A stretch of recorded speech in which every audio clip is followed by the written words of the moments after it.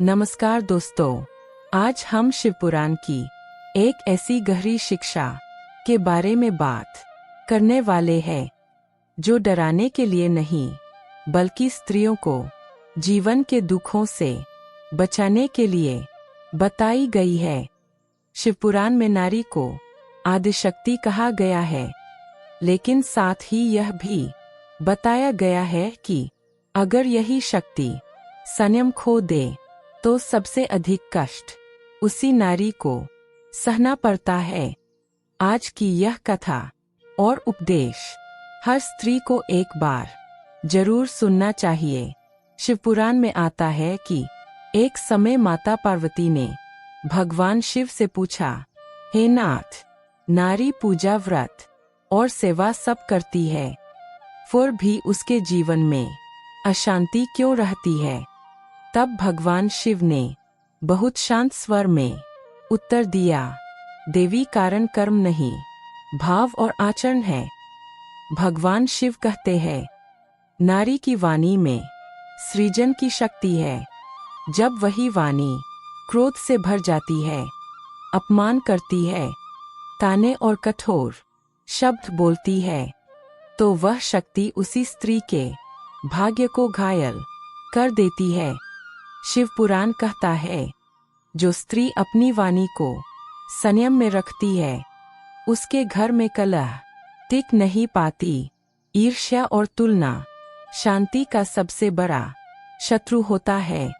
शिव कहते हैं, ईर्ष्या वह अग्नि है जो पहले अपने हृदय को जलाती है।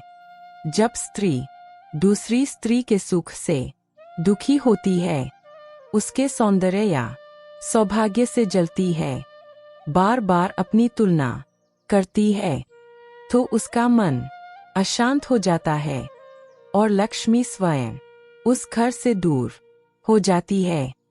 पति या परिवार का सार्वजनिक अपमान शिवपुराण में स्पष्ट कहा गया है। घर की मर्यादा घर की शांति की रक्षा करती है। जब स्त्री बाहर लोगों के सामने पति को नीचा दिखाती है, घर की बातें सबके सामने कह देती है, तो वह अनजाने में अपने ही घर की नींव कमजोर कर देती है। यहाँ शिवपुराण स्त्री को सहने को नहीं, समझदारी से व्यवहार करने को कहता है। अशुद्ध मन से पूजा और व्रत नहीं करना चाहिए। माता पार्वती फिर पूछती है, पूजा करने पर भी फल क्यों नहीं मिलता? शिव उत्तर देते हैं, हाथ पूजा करते हैं पर मन द्वेष से भरा रहता है।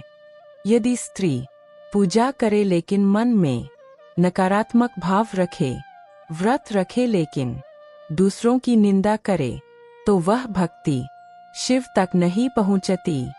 शिव को फूल नहीं, भाव की पवित्रता चाहिए, निरंतर शिकायत और नकारात्मक सोच। शिव कहते हैं, जहाँ रोष, शिकायत और असंतोष है, वहाँ मैं प्रवेश नहीं करता।